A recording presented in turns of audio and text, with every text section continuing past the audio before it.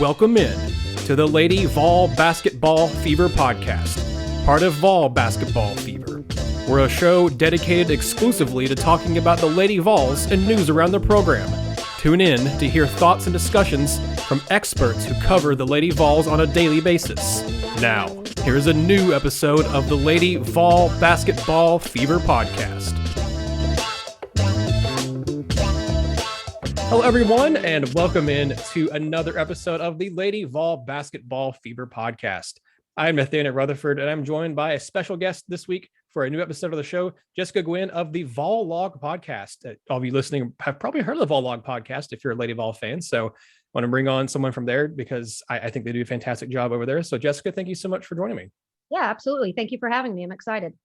Yeah, if you all haven't checked them out, if you are listening to this and haven't heard of them, go check them out on Twitter. They're just Vollog 8 on Twitter. It's at Vollog 8 on Twitter, all caps on there, and check them out. They are, I think, everywhere you can find podcasts, just like we are. Apple Podcasts, Spotify, Google, everywhere else you can find them. You can find us as well. We're also on YouTube, which is the way I'm sure a lot of you are currently watching / listening to this. Just hit that subscribe button while you're here and like this video and share it around as well. And again, not only listen to us, but go listen to Vollog podcast as well. Jessica, it's been a busy time for Lady Vols. We're recording this the night before the Lady Vols play in the SEC tournament. As of us recording this, Tennessee's future opponent has not played yet. Has not been decided yet, I guess. Georgia and Alabama are playing on Thursday night, and we're recording about 2 hours before that game tips off. But again, a lot going on. We have a commitment to talk about. We have, I guess, technically an injury update to talk about. That's kind of where we'll start, I guess, here, because Kelly Harper was asked about Jordan Horston and asked about the status of her and whether or not, she's available, just kind of an update on her. And I think the exact quote was, I wish I could say day to day, but it's more like week to week. And everyone was like, what do you mean, Kelly? What do you mean? Reading into that one a little bit. Yeah. Is she week to week? Is she, what is that exactly? You and I were talking before we were recording, when talking on Twitter and saying, Jordan Horston looked like she was moving around okay in that video that they released in the from Top Golf. So I'm not expecting Jordan back for the SEC tournament, but Jessica, if she can come back for the NCAA tournament, that'd be huge. I mean, if the Lady Vols can get, their best player back in time for the big postseason, the big dance, like that's really good news for this team. Yeah, we can definitely make if she is back, right? And that's a big if. So I don't want to speak on someone's injury because I don't know in detail, but if she is back, we can make a deep run. I mean, we're doing fairly well without her and, learning every day as we play a game without Jordan. But I mean, she is definitely the X factor on this team, leads in every statistical category almost. I mean, obviously TK's got the block record going right now, but I would love to have her back. I'm sure opponents would not love to have her back. Yeah. Yeah, no, definitely not. I've noticed the difference. Like it was, I talked with Maria Cornelius, the last two podcasts I've had here at the Lady Vol podcast, and talking about kind of last one we spoke about the response of the team without Jordan. And of course, that was the South Carolina game and kind of following that one. And then now, I mean, the last couple of games that the Lady Vols played at home to close out the regular season, I thought they played well against Mississippi State, especially, that third quarter. They played really well that game. They blew it open in the third quarter. Mm-hmm. I was there in person for the LSU game. That, for one, I want to say kudos to the crowd. That was a really good home environment for senior night, especially. Yeah, I think if Jordan had been healthy, there would be even more fans there. But that game, it both frustrated and encouraged me. I think Jessica getting into the SEC tournament, because it was right there for the taking at the end, but just like there were just so many just kind of small mistakes that led to the loss in that one, and then for some reason. Renaya just could not buy a bucket. I mean, it wasn't like she was taking bad shots. She had some really good shot selections and really good looks, and it just wouldn't go in for her. I mean, so that's why it's encouraging. But then I look back at some of the missed free throws, some of the turnovers. I'm like, okay, these are the things that have bitten the Lady Vols in the butt, multiple times this year already. But again, like, I don't know, it was encouraging, but it was still frustrating because it was there. It felt like they were playing with house money in that game too. So I was like, that's why I wasn't too disappointed, because I thought, this could have been worse, and you made it a 2-point game at the like right at the end there, and you were playing without your best player, and you had a top 10 team on the ropes at home. So I mean, there are reasons to be optimistic, I think. I was going to say there definitely. I mean, you can find a silver lining in every game we play this year, especially considering the injuries. But that first quarter, if you can remove that first quarter, I mean, we definitely outscored them. And to your point, mentioning Ray having an off shooting night, Puckett had an off shooting night too. I want to say, and I don't have the stats in front of me, they were 6 of 26 combined, the two of them, something like that. I'll look it up. Yeah. And, I mean, we will not see another game. They probably would not have that happen twice in a season, right? So they both just had off shooting nights on the same night. And, if one of them is on, we win that game. Not saying it's anyone's fault, right? It's a team game. I totally get that. And to your point, yeah, hit some free throws. But despite all that and a bad shooting night from two of our best shooters, missing some free throws, we still almost won the game. So what I like about this team just throughout the season is they do not give up. And I'm sure you've followed the Lady Vols for years like me. If we go back, even 4 or 5 years, sometimes the team didn't look like they wanted to be out there as much, but Kelly's teams look like they want to be there and they never give up. So I really appreciate that. She's definitely changing the culture. Not that we were ever bad. That's the funny thing about Lady Vols. We talk about like we're on a comeback, we're going to restore it. I'm like, we've still been to every NCAA tournament. People tend to forget that. So we just want to be back in Final Four contention every year. We're a little spoiled. yeah. Back for the Lady Vols is different than back for a lot of programs. Back for Lady Vols is, like you said, Final Four, every other year basically. Whereas, like you said, even the downtime for Lady Vols was still making the NCAA tournament. You're right though. I've got the stats in front of me. Ray and Sarah combined to go 6 of 27 from the floor. Okay, 6 of 27. So I made it better. And one of 5 from 3. So yeah, you're right though. That's probably not going to happen again. I would hope not in a game here in the future for the Lady Vols. But that's rough when you have, and I think even, and from looking at the stats, Tess didn't have a great night. Yeah, she was 1 of 4. It's like you had your 3 of your best shooters really consistently have just off nights because Tess missed both for 3-pointers. Like you don't have that often. And again, that would, to go back to Jordan Horston, getting her back would help with that because that takes, she can do so many things that takes the pressure off those 3 girls that they don't feel like they have to score and they have to do these things because there's no Jordan Horston out there. So I think, getting her back clearly is big for a lot of reasons, but it's big for those 3 players specifically because it alleviates the pressure off them. They don't feel like they have to be the leading scorer in a game. Yeah, agreed. And as a guard, she gets into the paint well. She's so hard to defend, so she just opens up everyone else. And Jordan Walker did a good job getting in there too. But, when you're missing 16.5 points a game or whatever Jordan has, it's something around that. I mean, it's hard to overcome, and we still forget Kian's out. Marta's not been in the whole season. So, I mean, it's bizarre to me to have 4 major players on the team all go out in the same season. Yeah. But we're still going to make the tournament. So there's something to be said for that. Yeah, and still making the tournament as probably we'll get more into this in a second, but probably as like a 3 seed or maybe a 4 seed somewhere around there. It's like still pretty decent seed too.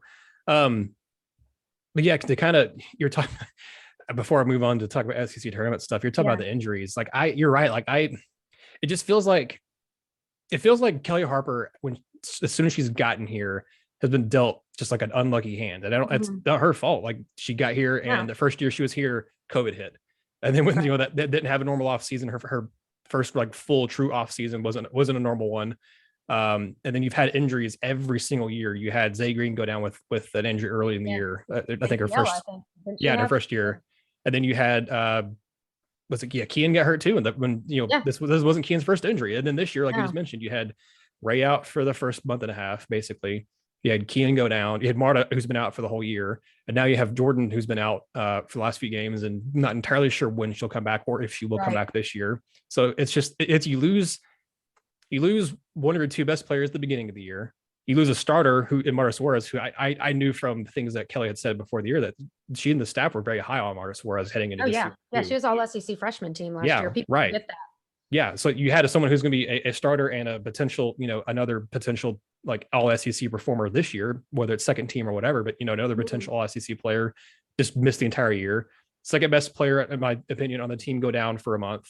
Your best backup post player, who's really your most consistent backup post player, go down for the year, and then your best player go down for the year, maybe for the year at some point. It's not like it'd be one thing if you're losing bench players, that still would suck and it would still be not great, but you're losing not just bench players, you're losing like key contributors and best players on the team.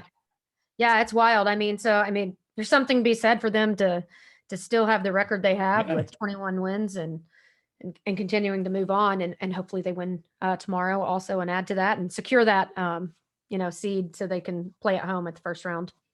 That's a thing that like has frustrated me with it. I thankfully haven't seen it much, but the few times I've seen people kind of gripe about this year or whatever, I'm saying like every team deals with injuries. I'm like, yes, that's true, but not every team deals with the type of injuries to the certain players that Tennessee has been dealing with. These are starter caliber players, and 4 of them. So that doesn't happen. I mean, no offense, and this is not meant to be offense to any other SEC teams, but you take out, let's say 3 starters, right? Because Marta was a starter last year. People forget that too. Mm-hmm. And then you take out your bench player who played the most minutes. You're not going to still be in 3rd place in the SEC.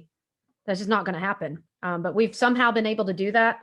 And Kelly's gotten the girls engaged and inspired to, play their role and do what they can. And we're still moving along. So, and I will say Snoop too has stepped up big. Oh yeah. In his absence. So, I've kind of seen what we knew Snoop could do the past few games, and what she was doing at the beginning of the year kind of got her confidence back.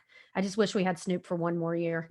Me too. And I will say her going out, her fouling out late in the LSU game, I think that to me was, weirdly enough, looking back on it, that might have been the deciding factor in the last minute or so, because she had played so well in that game, but unfortunately had gotten into foul trouble. Was only able to play 22 minutes, but she, in those 22 minutes, had 10 points and 7 boards and was playing really well.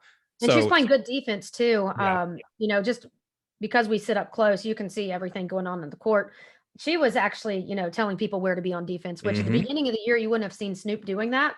But I actually caught on to that. I was like, look at Snoop. She's out there like commanding the defense, knowing where she should be, telling other people who to get and all that good stuff. So yeah, that foul trouble just really messed with us in the LSU game. We should have won that game, but shoulda, coulda, right? Yeah. There's a lot of shoulda, couldas, I think, in this season for Tennessee. Really, I mean, on both ends of it. You look at early in the year too, like there's plenty of games where they maybe should have lost some of those games they won. So I mean, that's how sports is. You have a lot of should haves, could haves, and sometimes they go your way. Or a lot, it's better if they go your way too. But you talk about the SEC tournament and hopefully Lady Vols advancing into that. By the time a lot of people are listening to this, we'll already know who the Lady Vols opponent's going to be, but you and I don't right now. So let's talk about who we know to see Lady Vols play, because I'm torn, because technically Georgia's the better team, so you'd rather see Alabama. But man, Jessica, Alabama's had Lady Vols number over the last few years. A lot of that's been because the Lady Vols have been down, but still, like I that makes me just kind of like, I genuinely don't know who I want to see, because it wasn't like the Lady Vols had an easy game against Georgia this year either. I mean, they lost to Alabama and they struggled, and it was a really close game against Georgia. And when they won that one by, I think, 8 points on the road. So, I mean, I don't know who I want to see. I think the Lady Vols can beat either team and maybe will, but I mean, it's not going to be easy whoever they play. I want revenge on Alabama. Yeah. I actually want revenge on Alabama, but their 3 guards, Mingo, Young, Abrams, and Davis, are playing lights out. But we definitely have the advantage with Tamari there. And I actually think we have an advantage with Tamari over Jenna Stady at Georgia. I predicted Alabama would move on to play us. We'll see if I'm right. We did a little prediction thing in our podcast too. And we actually all predicted Alabama just because they have been playing so well. And those guards are on fire, but I don't want to face either of them. And that's the crazy thing as you look through the SEC. I mean, you saw Vanderbilt won. Our lowest seeds are still good and can beat anyone in the SEC. It's just such a hard conference. I mean, really. Yeah, and Vanderbilt almost won. Vanderbilt almost won today against Florida too. Like if they had the lead for the entire game until the last 8 seconds, and then Florida won.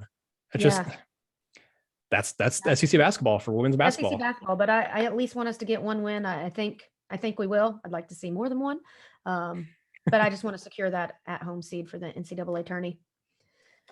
I would like to see more than one. It's going to be tough. This would be the case where it'd be nice if Jordan was to have had to have the injury that she had to have, like if she'd had it like a week and a half earlier than when she had it, because you can maybe get her back for the SEC tournament. But yeah, I mean, I don't know that Lady Vols are going to go too super far without Horston in the SEC tournament. Now, again, NCAA is a different story. We both don't know. Like we just genuinely don't know. If Lady Vols don't have Jordan, even if they do, like it's going to depend on matchup wise. I think we can kind of talk a little bit about, moving ahead here to the NCAA tournament too, because I think they'll end up as again, we just mentioned as a 3 or 4 seed, which means hosting, which would be great. But I think it's, if they get matched up with a really like offensive heavy team, That worries me a little bit, but without Jordan, if they get matched up with more of a defensive team, I think Lady Vols are going to win because we can eke that one out. Because they've shown this year when they get matched up, even early in the year without Ray Burrell, when they matched up with more defensive oriented teams, they were able to win. I think if they have a more defensive oriented, kind of matchup here in the first and second rounds of the NCAA tournament, that bodes better. That's really, to me, going to be very dependent on what the bracket looks like. Do the Lady Vols get into a favorable bracket, or does the committee are they going to be mean, basically? Yeah, and exactly. put the Lady Vols in a bad bracket. Yeah, and Ray may start hitting her stride too. I think it's just a matter of time. I mean, she's obviously not 100%, but if she can start hitting her stride and hitting shots, I mean, that's going to help us out tremendously as well. I mean, she's still doing pretty well, and each game she gets a little bit better. But I would like to see her kind of hit her stride and kind of get that confidence back too, because that would be a tremendous help. No, you're right. It's been like, she returned from injury. And I think people expect, it to be kind of like a video game where the person returns from injury and the switches is back on and they're back to 100% stats. That's not the case, especially not with Ray, with the injury she had. Like, it's not like it's a leg injury. It's not like she bruised her back or she, hurt her. I don't know. She had a leg injury that she still, I mean, you could see her on the court, even in the LSU game, like she's still kind of, I wouldn't say hobbling around, but it's, you can tell it's still affecting her. Yeah, you see her at times coming off the bench, and post-game senior night, she had a big old ice pack on it. So, I mean, she's definitely not 100%. And, one thing we do at the Vol Log is always try to look at the positive side too, right? So when fans are saying something, we're like, guys, she's not 100%. So, cut her some slack. She's definitely still ailing, but some of these are things you see in person when you watch the games too. So I realize as fans, you may not see some of the things that people who actually go to the game see. That's a good point, because I mean, the broadcast doesn't, you're right. Cause like I noticed a few different things being there live on Sundays, rather than when I've watched the games on TV all year. Like I was like, I've forgotten, for one, how fun it is to go to a basketball game in person, but two, like you do get a different experience, and you can see the coach, like you can see the bench and stuff, especially a lot easier most of the time, and like get a feel for how the bench players are doing, how the coaching staff's doing, just interactions and stuff over there. Cause you don't see a ton of that on the broadcast. So I think you're right. Like, if you can't go to the game, you can't go to the game. I totally understand. But if you can go to a game, try to go to a couple of games and see kind of whether it's Lady Vols or the men's team, either one, like go and see kind of how things are different in person than they are watching on TV. Cause I think if you haven't been to a game in a long time, you might have forgotten, like I did, and be surprised, like, oh yeah, it's different in person. Yeah, totally different. Much more fun. That's for sure. That too. Yeah, that too. It's a lot of fun. But yeah, this is kind of more of, I guess, a broad topic, broad general, just hope. I just want to see Kelly Harper get a year where things don't just go wrong. Like, I mean, again, it's not her fault, not her staff's fault. Like, I would just like to see her have a year where players stay healthy. Like, injuries happen, but like to not have a really bad, just season-ending injury, to not have COVID, to not have like just all these things that just have gone wrong for her. I would like to see next year, if at all possible, just be a year where things go right for once. And like she has, and like her and her players and her staff just have like good luck. Cause it's just been a lot of, like, not all been bad luck, but there's just been a lot of, like you said, like it's a lot of like, oh my gosh, I can't believe this happened. Oh my gosh. Like, why? Bunch of whys happening. And every time someone's back, someone else goes out. That's what it seems like, at least. Yeah, and I would have thought, had we not had the injuries we had, especially, mid-year Kian and Jordan, I thought Kelly was going to be coach of the year in the SEC. Yep. Really did. And I think she was on that path. Not to take away from Finley at Florida. I mean, who would have thought they'd end up where they are right now? But we would have much fewer losses if we hadn't had the injuries. I guess the good thing on the positive side, you look at next year and look at how our roster is going to be stacked next year. It's very promising just to see where the program is headed. And we can still do some things this year. I don't want to discredit this team. They definitely can still make a run. I mean, you never know. Once it's tournament time, as everyone always says, it's 0-0. And, Kelly says the same thing. It's 0-0. You never know who's going to win each game. It's who brings it every day. So we just have to bring it every day. We can't have lapses like we did first quarter of LSU. You can't wait until you have to bring it. You got to bring it out the gate. So hopefully they've learned from that, and we see that, and we don't have any slow starts going forward.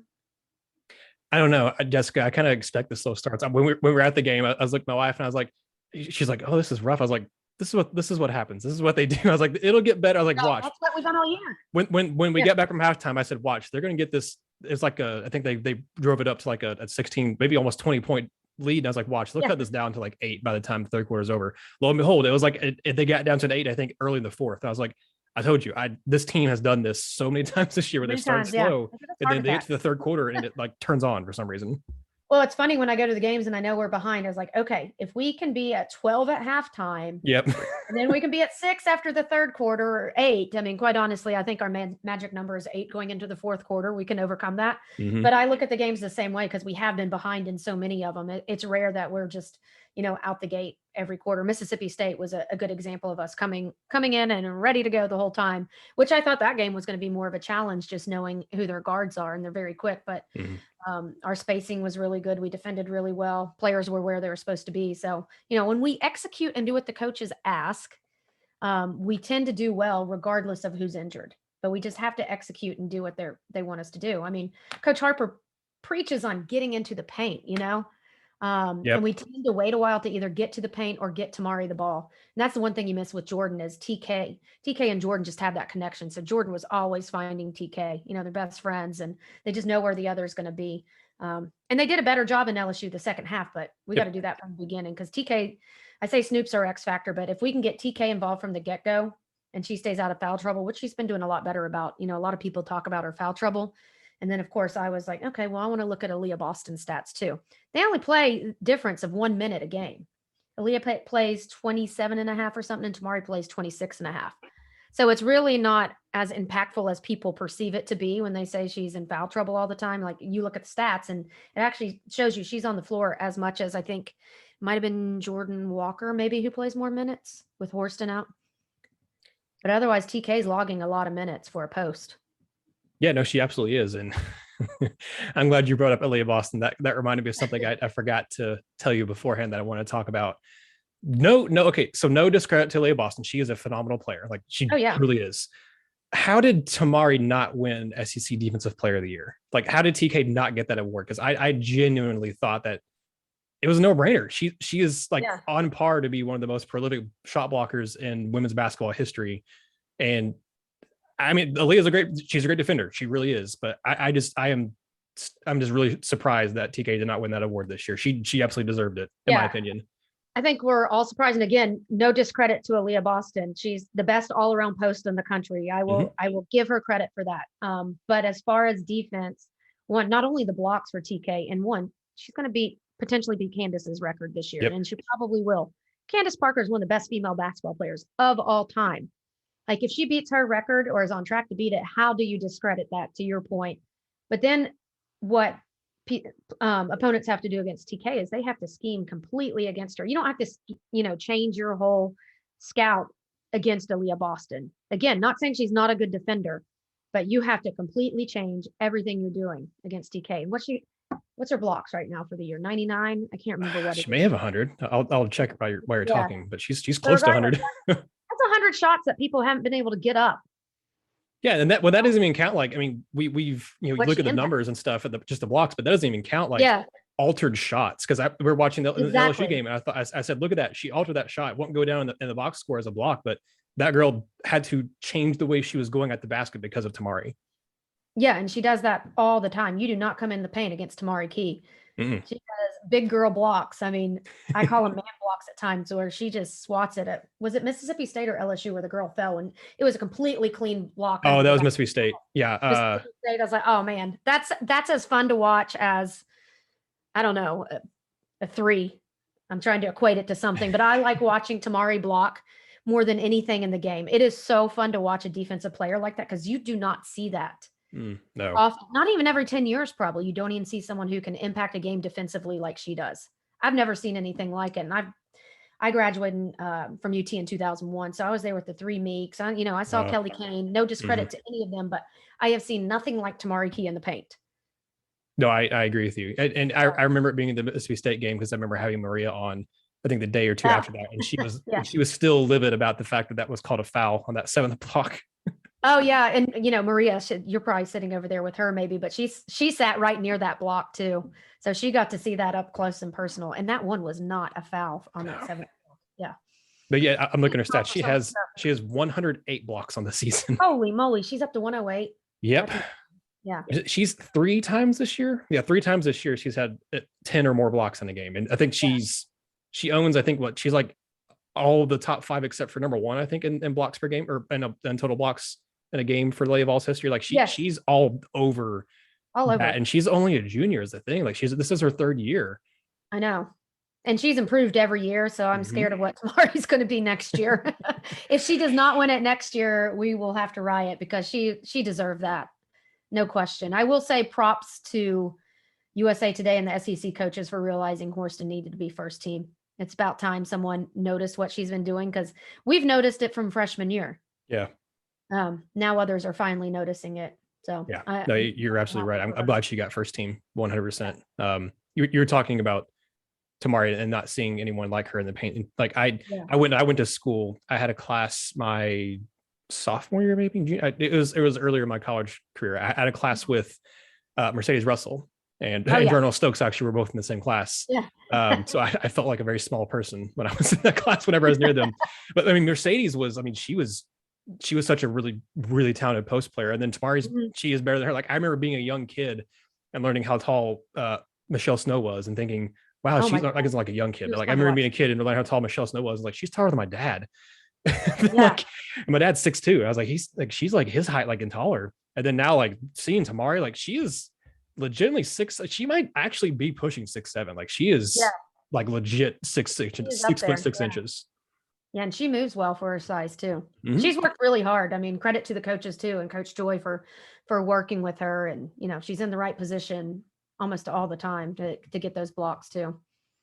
Yeah, no, that's not just like being a shot blocker isn't just because you're tall, because if that was the case, then every 7-footer would have, hundreds of blocks. It's about, like you said, being smart, knowing the timing and reading the ball handler and knowing, okay, this is where they're going. I need to move my feet here. I need to position myself this way. Also to not foul, because it's very easy to go for a block and foul. And she doesn't, like you said, her foul numbers have been down this year. I think maybe hopefully part of that's because refs have finally started to realize, okay, we don't need to be calling her, as aggressively as we has in the first couple of years. But I think part of it also is, like you said, she's developed and has learned, and played smarter out there. Yeah, definitely has. And one thing I'll say is she gets fouled a lot that doesn't get called against her because of her size. It's crazy to watch. And I'm like, oh my God, she's getting hacked at least 50% of the time when she's held. Down. I wish refs would notice that, because she's got to be sore after every game, the way some of these teams play against her. I mean, that's have her in like arm locks and the refs don't call anything. I'm like, man, like you're just letting them play. I guess this is hard court rules. No blood, no foul.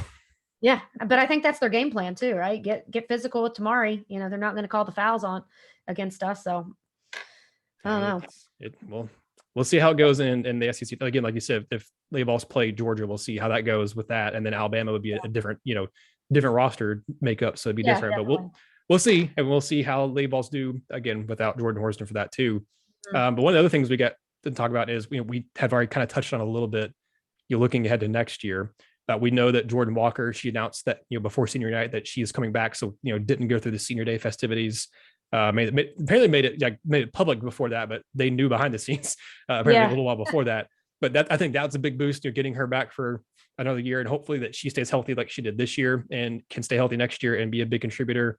But Lady Vols also picked up another really good point guard, and that was Jasmine, who goes by Jazz Powell from Minnesota. If you all haven't, I'll put it on YouTube. I'll put a card on the top right hand corner up here.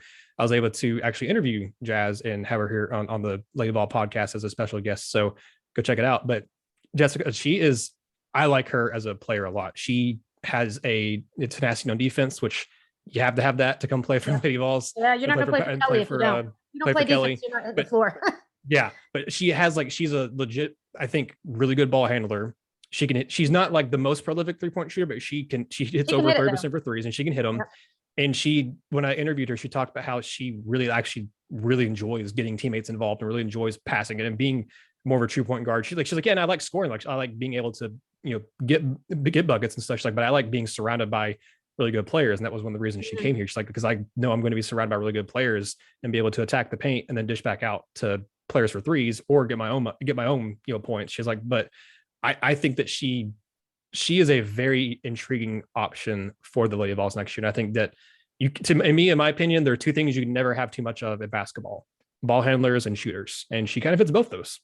Yeah, she does. And what's great about her too is she's going to alleviate some of the pressure for JoJo Walker, because JoJo's not a true point guard. Kelly asked her to play point guard, right? So, I mean, she really thrives when she's off the ball. So it's going to open up all kinds of opportunities. Like, I was just thinking to myself, the lineups we could have, from having both Jordans in and then having Jasmine in, Puckett also, I imagine Puckett probably moves into the starting lineup, and of course TK, but there's going to be all kinds of lineups that we can use with Jazz coming in. So super exciting. And she averages around 15 points a game too. So, I mean, she's someone who can bring in some scoring and help alleviate that. We're going to miss Ray scoring next year, obviously. And some of these freshmen will step up next year too, a little more, I think.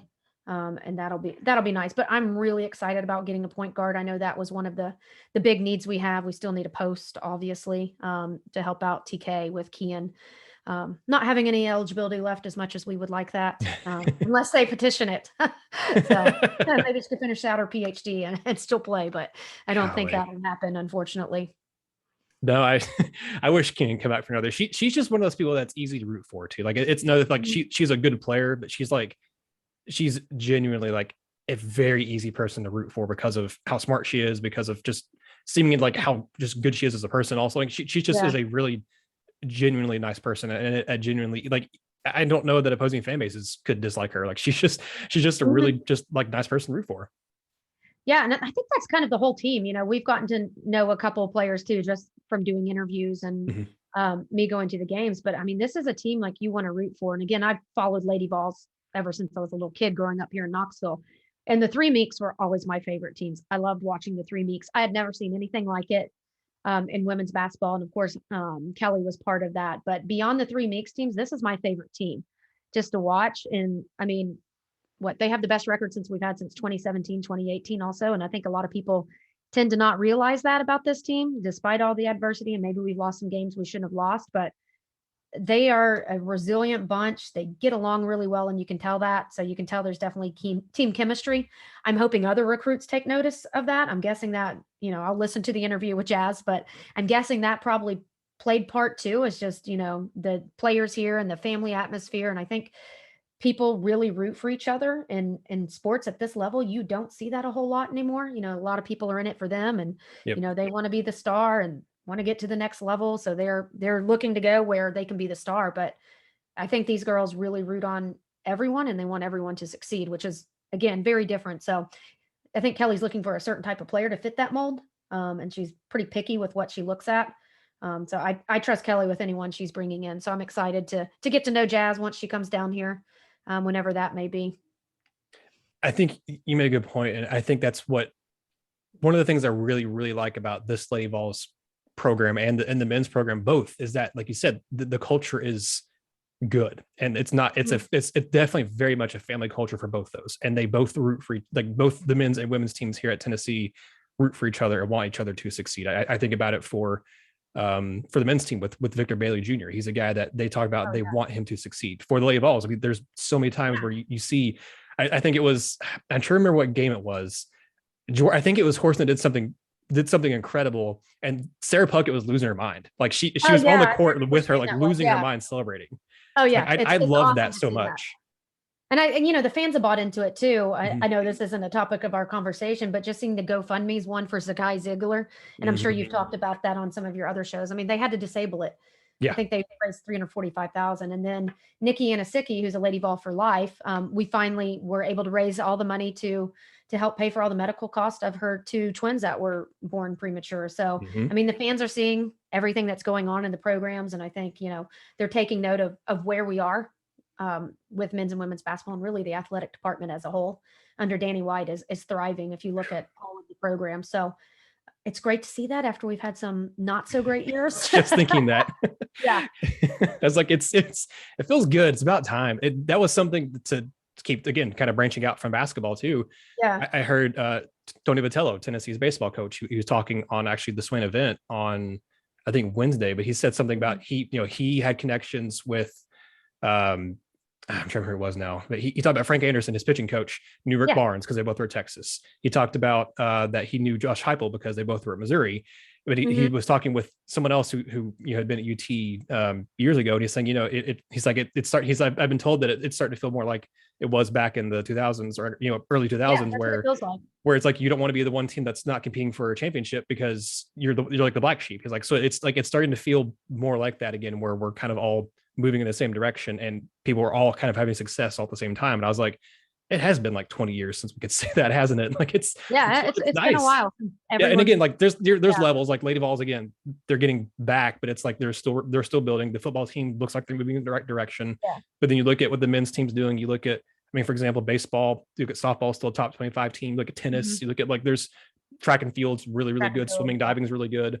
Like there's a lot to like right now for Tennessee. Yeah, it's nice. And I think when it comes to the women's basketball team too, even though maybe we're not where some fans want us to be. I mean, we're definitely on that track, and don't think that other programs aren't taking note that we're coming back. They're like, definitely noticing it. So it's always interesting to see the other fan base's reactions. I think they're scared, quite honestly. I hope so. And they should be. I mean, even with Mulkey coming back, no one wants Mulkey in the SEC. So, it's been South Carolina, and not to, talk about South Carolina or take it on a tangent, but now they got Tennessee coming back, and you've got LSU. So we've got some major programs doing really well in the SEC right now.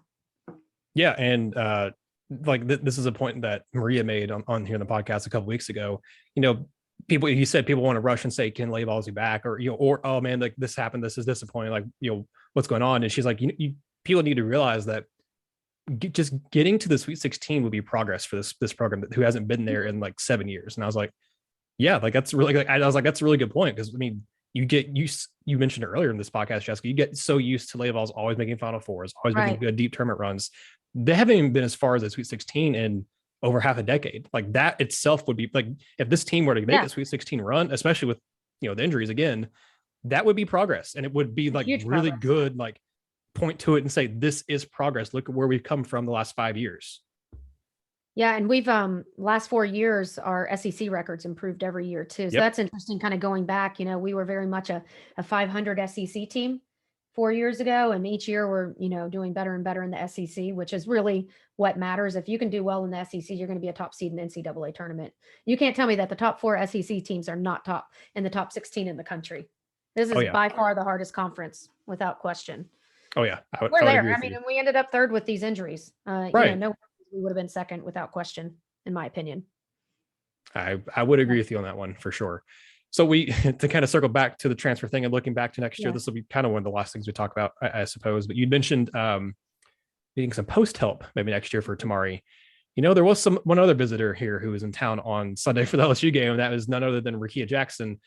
Tennessee got transfer and Jazz Powell. Obviously, that's big news. The biggest news would be if the Lady Vols could land Rakia, because I mean, she is a bona fide star in the SEC. This past year in 15 games, 20.3 points, and she also averaged almost 7 boards in the season as well. For her career at Mississippi State in 67 games, she averaged 16.2 points, 5.3 rebounds, and about an assist and a half per game as well. And she blocked a few shots here and there too. I mean, I don't have inside information on it. I don't know like where the Lady Vols stand. When I last asked Maria, she didn't know either, and she said Rakia doesn't really talk to the media a whole lot either. So good luck getting information. I don't know where Lady Vols stand. I don't know that they'll end up landing her, because she's basically can go anywhere. Like she's going to be able to go where she wants to go. But if Rakia Jackson comes to Tennessee, you already talked about kind of the lineups Lady Vols could have next year, just, with Jazz being added, with, bringing in Justine Posada as well, and bringing back who you're bringing back. Again, I think someone will probably transfer it. I don't know who, but transfers just happen in college basketball. Right. Clearly, Lady Vols just got one. But just thinking about the lineups you could have next year with Jazz, if you bring in Rakia, my goodness, this team, this would be the most talented team Lady Vols have had especially with the culture they have now in several years. Several years, yeah. And I think we have a 33% chance, right? I think she's looking at 3 schools: Ole Miss, Texas, following Vic if she goes there, which that might be hard to overcome for us, following our old coach. Mm-hmm. But I'd like to think, maybe she's looking for something slightly different this time, and this is a different program, right? It's a different environment. She's obviously played with some of these girls. She knows some of these girls, so I'm hopeful. I mean, she's going to be plug and play if we get her. Slide her right into Ray's position, and hopefully she'll be ready to go. And, hopefully my hope is, you can be successful with multiple stars. Mm-hmm. My hope is she realizes that and she can do that. I mean, if anything, Kelly can say, hey, I played with the 3 Meeks, right? So, I mean, I would liken it to us having, I'm not going to say the 3 Meeks, right? Because Tamika and Shamika are 2 of the best players ever. But I mean, that's a pretty formidable lineup if we're able to land her. I have no clue if we will or if we won't, kind of like Maria said. I'm hopeful that we do. And I'm hopeful that she's looking for a big change than what she experienced at Mississippi State through 3 coaches. Well, and like you said, like if she came here, you can win multiple stars. Cause I imagine, for one, Jordan Horston isn't a selfish person, I don't think, but for two, like as much as she, like, I'm sure enjoys saying that, hey, I led the team in all 3, like of these 3 major categories, basically.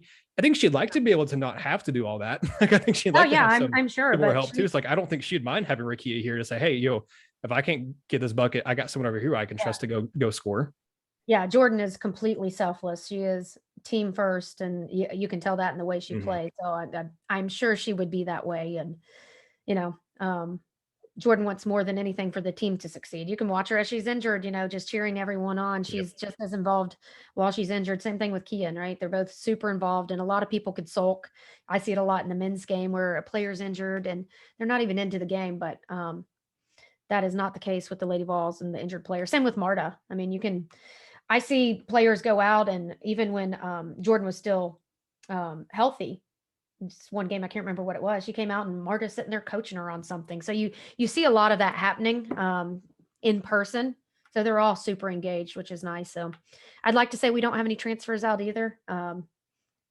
But to your point, it's hard to avoid these days. Yeah. And again, like that was another thing too, that you look back at Kelly's first year, like she had some pretty noble transfers in her first couple of years while she's at UT too, which again, like you said, that's just kind of more of the nature of just college sports is that way. Like it's easier to transfer now. So you can, and players, I talked about this with Maria last week too, like, just because of a player that's on this roster this year decides to transfer, it doesn't mean it's a bad thing. Players transfer for multiple reasons. It doesn't mean that there's a rift in the locker room or that they were super unhappy with the coaching staff. Maybe they just want to be closer to home. Maybe they want to go somewhere where they don't get more playing time just because they've been recruited over or just passed over here. So, exactly. I think fans like, and I still have to train my brain not to do it sometimes too, want to sometimes jump to the worst conclusion and go, oh no, like the sky's falling. But like, it's just a matter of kind of rewiring your brain. Cause I think that, there are several fans in Tennessee, and it's because we're a bigger fan base. So it's easier to see, have more of the negative first attitude. But I've seen that kind of come around a little bit. And I think you're right. I think it's partially just because this new administration is hopefully bringing things in a better direction. And I think some of the doom and gloom and sky is falling nature is starting to change a little bit. Maybe I'm being too optimistic, but I think it's changing a little bit. Yeah, I hope so. But I do think, things are definitely looking positive. So, and, people like you bringing positivity to the program definitely helps. There's a lot of good things going on. So we got to talk about the good things more than the bad things. That's always my take. Yeah. And I feel like I try to be pretty like level headed. Like I don't enjoy bringing a lot of negativity, and I try not to. And I know I can probably have a little more positive skew, but I don't like to be like a bunch of, like rainbows and sunshine either. Like I try to keep it pretty level headed, but I do tend to skew a little more positive with UT, especially basketball, because I just love basketball. Programs are doing well. How many teams actually have 2 teams with over 20 wins? I saw that stat. I can't remember what it was. There's just a handful of men's and women's programs who both have over 20 wins. Yeah, there's not many. I can think of maybe like UConn, Baylor, probably. But there's not that many. I want to say it was 4 or less. It was very small. I saw the stat last week. So we're doing some things right. Yeah. And the men's program, that at time it was doom and gloom this season for the men's program, but they've turned it around too. So they're doing great. So sky's the limit really for them and the women's program. If we can get Horston back, sky's the limit. Not going to put any pressure on her because her health is obvious. All of the players' health is first. Yes. But she's eager to get back, as everyone can tell. Yeah, no, and yeah, no, you're right. The health comes first. And I think that's what Kelly Harper said too, when the injury first happened, was like, first and foremost, we're not going to rush her back. We're going to make sure that she's like actually healthy and ready to play when she comes back, if she comes back this year. So yeah, you're absolutely right. Well, exactly. Jessica, man, it has been phenomenal having you on here. I really appreciate it. Usually I'd like have people who are, beat reporters or whatever come on, but I was like, be nice to have like a fellow just fan come on and join me. And obviously I used to be in media too, but now I'm just a fan. Now I just kind of sit and watch the games for fun. I don't have to worry about doing stuff for writing purposes or sports media. So, but Jessica, please plug the podcast, plug anything you want to, Lady Vols related or not Lady Vols related. Let people know where they can listen to Vol Log and just find everything you want them to know about. Absolutely. So first of all, follow us on Twitter at vollog8. That's where we'll share most of our information. We do have a website too. It's vollog.com. And then, of course, we are streaming pretty much everywhere. Most people consume it on Spotify, but we're on Google, Apple, Anchor, you name it. You can find us anywhere. So definitely check us out. We're always welcome to feedback too. If you're ever a random fan who wants to join a podcast too, we welcome everyone. So appreciate you allowing me to plug that, and appreciate you having me on here today. Absolutely. Well, anyone who's here at the end, I will put a link and stuff to the Vol Log as well in the description of the video and description of the podcast as well. So again, be sure to check it out. It's vollog8 on Twitter, and go check them out on, if you're listening to this on, on Spotify or Apple right now, go search them while you're listening to this podcast if you aren't already subscribed to them. So thank you again, Jessica. Thank you to all you fans out there listening. Again, subscribe to the YouTube channel, like this video, share it as well, and let Lady Vol fans know about more Lady Vol content out there. But signing off for Jessica, I'm Nathaniel. This has been another episode of the Lady Vol Basketball Fever Podcast.